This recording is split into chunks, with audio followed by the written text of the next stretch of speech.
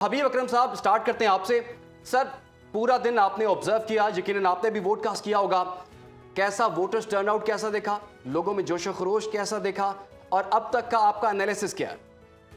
देखिए, जहाँ तक जोशो खरोश की बात है लोगों की, तो वो तो काफ़ी है। यानी आज सुबह जब 8 बजे मैं जिस पोलिंग स्टेशन पे मेरा वोट था, मैं वहाँ पे गया। सादो की एक पोलिंग स्टेशन है, वहाँ पे 8 बजे पोलिंग स्टार्ट होना थी, लेकिन वहाँ पर लोग मौजूद थे। अमले का ख्याल ये था कि 9 बजे पोलिंग स्टार्ट होनी। यानी अब आप ज़रा तसव्वुर कीजिए कि ये हमारे इलेक्शन कमीशन ने जो पिछले कुछ 3 महीने से नाक में दम किया हुआ था कि हमने ट्रेनिंग करानी है, तो उस ट्रेनिंग का अंजाम ये था कि आज जिस पोलिंग स्टेशन पे ये मैंने वोट डाला, तो वहाँ पर प्रिजाइडिंग ऑफिसर को पता नहीं था कि पोलिंग का टाइम, वो भी बेखबर था। अब जनाब हुआ ये कि वहाँ पे पोलिंग स्टेशन पे जब अल्टीमेटली पोलिंग का आगाज़ हो गया, तो मेरा घर चूँकि करीब था, तो मैं चला गया और फिर वापस आया तो मुझे एक कतार में एग्जैक्टली 1 घंटा 7 मिनट खड़ा होना पड़ा। अच्छा, 1 घंटा 7 मिनट खड़ा होके मुझे ऐसा, यानी जब कोई पौन घंटा गुजर गया, तो फिर मैंने वहाँ पे शोर मचाया। मैंने कहा, जनाब आप ज़रा ये बताएं कि कतार आगे क्यों नहीं चल रही? तो पता ये चला कि प्रिजाइडिंग ऑफिसर साहब को ये नहीं पता कि जो तकसीम होती है बूथ की, वो किस तरह होती है।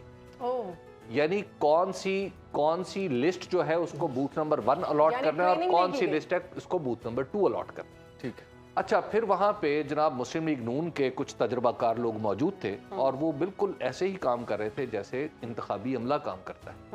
तो यानी इंतखाबी अमले में मदद कर रहे हों वो, और मुस्लिम लीग नून के कारकुनों में सिर्फ यही फर्क था कि कुछ लोगों ने, जिन्होंने शेर का निशान लगा रखा था अपने कोट पे या वास्कट के ऊपर, तो उससे अंदाजा होता था कि ये मुस्लिम लीग नून के हैं, और जिन्होंने नहीं लगा रखा था उससे अंदाजा होता था चलते फिरने से कि ये सरकारी मुलाजिम है।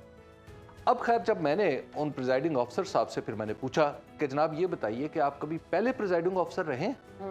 तो उन्होंने मुझे एक अजीबो गरीब जवाब दिया। उन्होंने कहा कि मैं डिफेंस का प्रिजाइडिंग ऑफिसर रहा हूँ, डीएचए में तो मैं प्रिजाइडिंग ऑफिसर रहा हूँ, और जिस तरीके से उन्होंने प्रिजाइडिंग ऑफिसर का तलफ़ुज़ बयान किया, वो तलफ़ुज़ ये बताने के लिए काफ़ी था कि हजरत कभी ऑफिसर भी नहीं रहे। अच्छा, उसके बाद क्या हुआ कि जनाब जब मेरी बारी आई आखिरकार, तो मैं जब पोलिंग स्टेशन, मुझे उन्होंने दिया पर्ची, यानी बैलेट पेपर्स दिए, तो बैलेट पेपर पे हुआ ये कि जो आदमी सूबाई पर्ची दे रहा था, वो शख्स उठ के चला गया थोड़ी देर के लिए, शायद वॉशरूम में गया होगा, तो उसकी जगह खुद वही प्रिजाइडिंग ऑफिसर साहब आगे बैठ गए। अच्छा, जिन्होंने आपके साथ गुफ्तगू की। प्रिजाइडिंग ऑफिसर साहब को नंबर 1, अब आप जरा नोट कीजिए, जो मोहर लगानी है प्रिजाइडिंग ऑफिसर ने, यानी उसने 2 जगह मोहर लगानी है। एक उसने काउंटर फाइल पे लगानी है, और एक उसने पर्ची की दूसरी साइड पे लगानी है।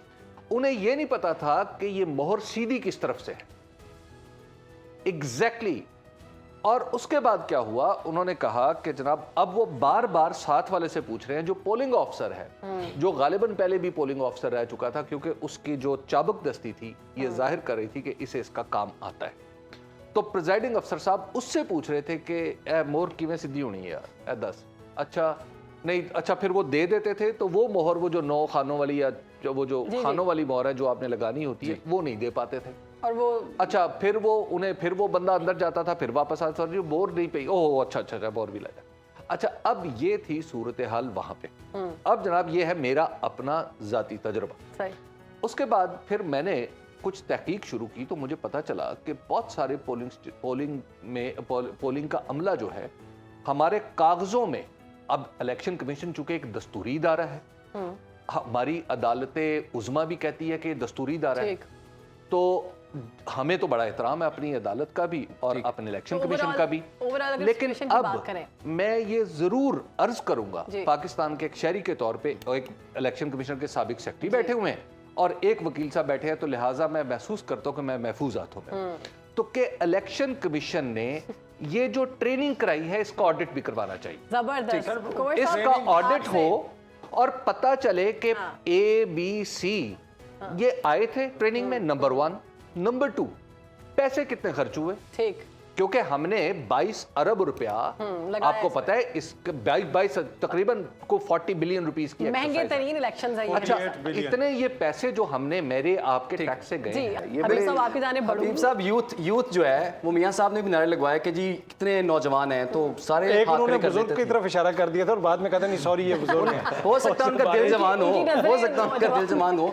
तो यूथ का ये दावा तमाम जमातें करें, बिलावल भी कह रहे हैं, नवाज शरीफ भी कह रहे हैं और पीटीआई भी कह रही है। देखिए, मैं चूँकि मुसलसल ये सफ़र में ख़ासतौर पर जब इलेक्शन होता है तो उसमें मुझे एक सोसाइटी को ऑब्जर्व करने का मौका मिलता है और गली मोहल्ले में, कूचों में जाके, चौपालों में बैठ के, तो उसमें जो मैं आपको अपनी ऑब्जर्वेशन, अगैन ये कोई वो डेटा नहीं है जिसकी बुनियाद पे मैं एक बड़ा आर्गूमेंट तख्लीक कर रहा हूँ, ठीक है, मैं आपको महज एक अपना मुशाहिदा बता रहा हूँ। वो मुशाहिदा ये है कि 2013 में, मैं आपको मिसाल देता हूँ, कोटली सतिया में मैं गया।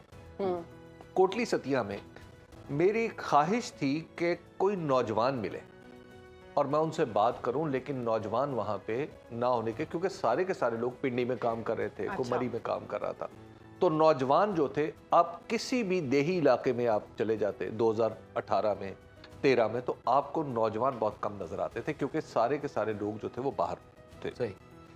अब सूरत हाल ये है कि मैं बहावल नगर में गया, तो बहावल नगर में नौजवानों का एक ग्रोह मुझे मिला, तो वहाँ पे मुझे उनसे पता चला कि अच्छा, मुझे गैर मामूली तादाद महसूस हो रही थी मुख्तलिफ जगहों पे। मैं अपने प्रोड्यूसर अली जान से बात करता कि यार नौजवान अपने गांव, देहात, मोहल्ले में, छोटे छोटे शहरों में क्या कर रहे हैं। तो उक्दा जो है वो बहावल नगर जाके खुला। वहाँ पे उस एक नौजवान ने मुझे बताया कि जनाब हम एक्चुअली ऑनलाइन काम करते हैं। अच्छा, तो ऐसा काम है जो अमेरिका से या दुनिया के किसी दूसरे मुल्क से मुंसलिक है। तो अब मुझे उसने फिर बताया कि इस तरह के कई काम आ चुके हैं जो जाहिर है हमारी नौजवानी में नहीं थे, आज मौजूद हैं, जो कंप्यूटर पे बैठ के किए जाते हैं और उनके लिए, अच्छा, लोग पढ़ा रहे हैं कंप्यूटर पे, लोग और बहुत सारे काम कर रहे हैं, यानी उनके ऐसे काम है कि जो यहाँ कोई नौजवान बच्ची या बच्चा बैठा हुआ है, वो अमेरिका में किसी मुसलमान बच्चे को कुरान पढ़ा रहा है, यहाँ पे मैथ्स का टीचर बैठा हुआ है, बरतानिया में किसी को मैथ्स पढ़ा रहे हैं। तो इस तरह के काम जो है बहुत सारे हो रहे हैं, तो इसकी वजह से लोगों को रोजगार उनके अपने इलाकों में मिलना शुरू हो गया। तो लिहाजा ये जो यूथ पार्टिसिपेशन है ना, पहले इसलिए नहीं होती थी कि बहुत सारे नौजवान मतलब दूसरे शहरों में काम करते थे, नहीं जा पाते थे, तो अब सूरत हाल शायद यूथ है किसके साथ। देखिए, अगर मैं इसको डेटा, इसका ये मुश्किल सवाल नहीं है, मुश्किल सवाल है। देखिए, यूथ जनरली स्पीकिंग वो तासुर ठीक है कि यूथ जो है वो पाकिस्तान तहरीके इंसाफ के साथ है, ठीक, जनरली। लेकिन मतलब एक तासुर ये भी है कि यूथ पूरी दुनिया में हम देख लें कि 35% से ज्यादा वोट कास्ट करने के लिए नहीं निकलती, घर बैठी रहती है।